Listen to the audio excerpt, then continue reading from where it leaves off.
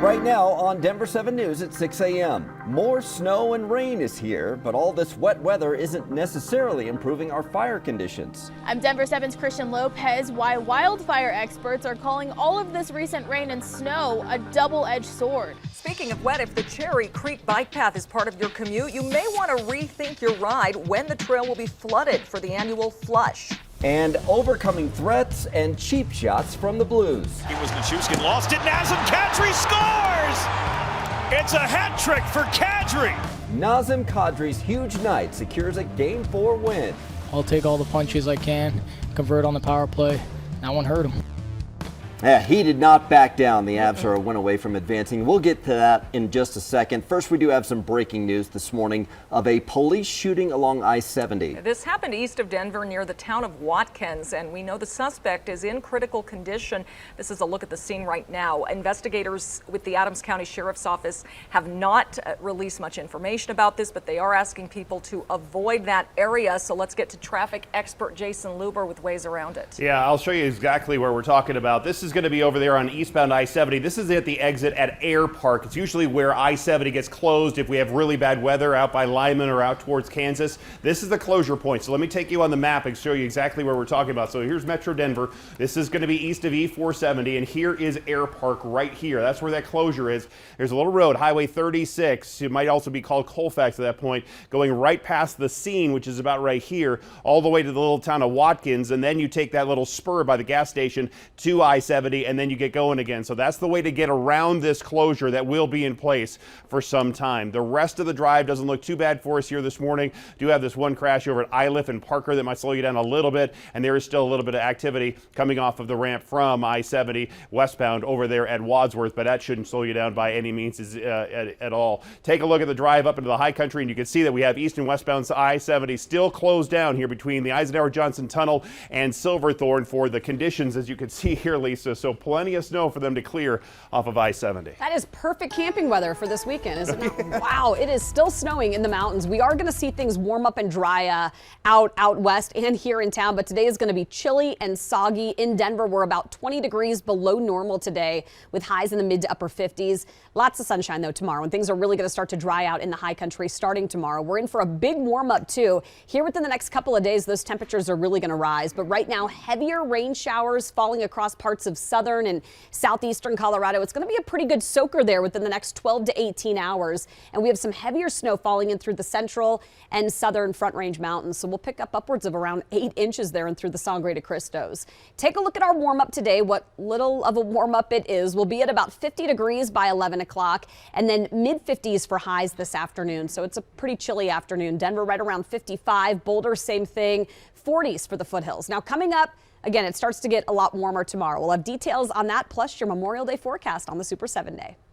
All right, yeah, as Lisa's saying, you can see the clouds resting over the Front Range. It's kind of a cool, soggy start to the day right now. Yeah, with all the rain and even snow that we've seen over the past several days, you would think that our fire conditions have improved, but it's a little more complicated than that. Denver 7's KRISTIAN Lopez is in Boulder, where law enforcement just rolled back fire restrictions, but KRISTIAN, storm damage is setting the stage for even worse fire conditions later on. And that's because this may have increased the amount of wildfire fuels across the state. This week, though, Boulder, like you mentioned, has rolled back on those stage 1 fire restrictions because of the rain and snow. They had been in place since April, and they banned things like open burning and use of fireworks. The sheriff says the weekend storm dampened fire fuels enough that it is now safe to drop that burn ban.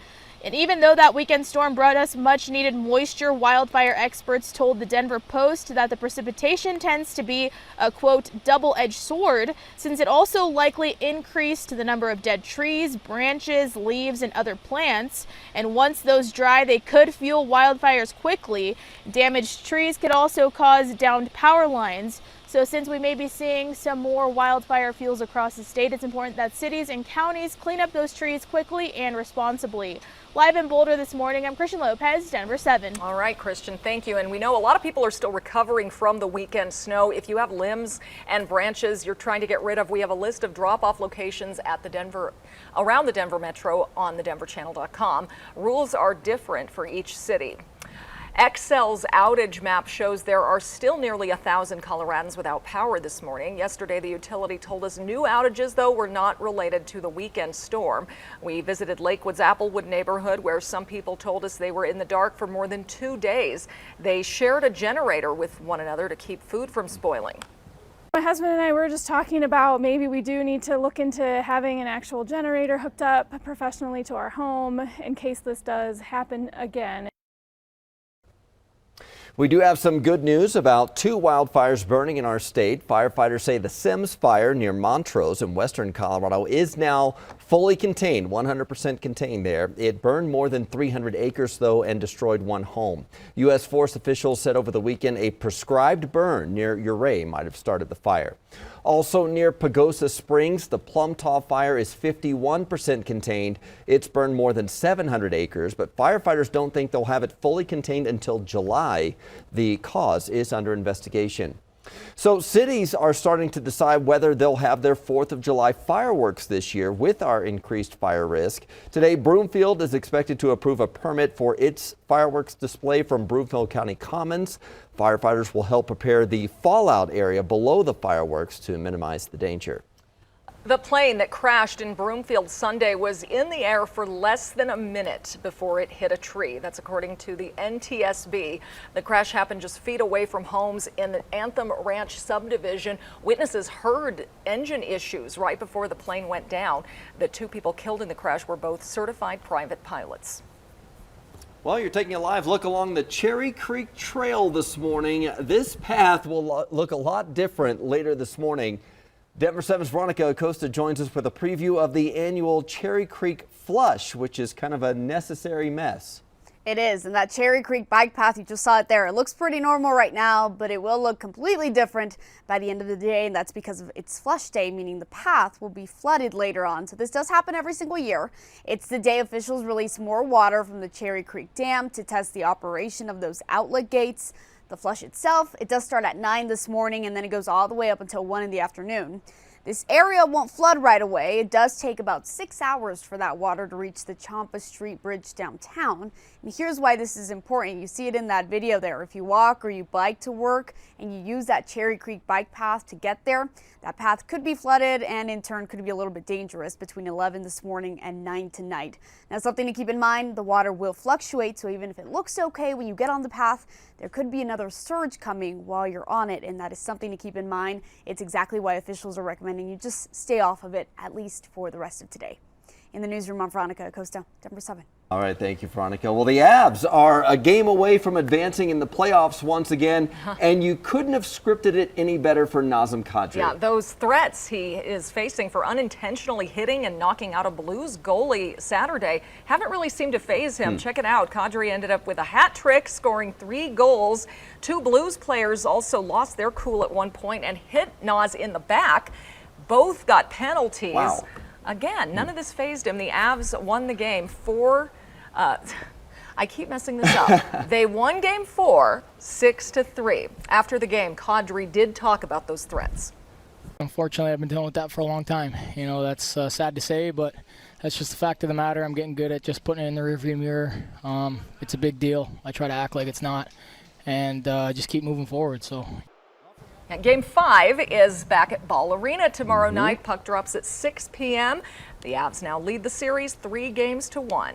Lisa. The look on the Blues fans' faces was just utter shock after that 3rd goal within just less than 2 minutes. Here's a look at your game forecast for Wednesday night back here at home at Ball Arena. We're going to be at about 70 degrees by 5 o'clock in Denver with more sunshine. It'll be beautiful. Puck drops at 6 o'clock. We'll be at about 60 by 9 o'clock. Nice night tomorrow night. Much warmer by Thursday. I'll have all those details and your holiday weekend forecast on the Super 7 Day coming up. If you're wondering why you got a notice from Amazon Prime that your package is going to be a day or 2 late, this is the reason. Oh no, this is that crash that's coming off the ramp of westbound I-70 to exit Wadsworth. You see the truck is all crushed in here, so they are still working to clear this. Not really a traffic big delay, obviously a huge hazard. Again, westbound I-70 trying to exit Wadsworth out there in Arvada. Well, you'll soon be able to know how advertisers are targeting you through social media. Also ahead, I sit down with Adams 14 superintendent as the state officially strips the district of its accreditation today, where she sees the district going from here. Meanwhile, school's out for summer. If you need help with childcare, we'll share an easy and safe way to find help.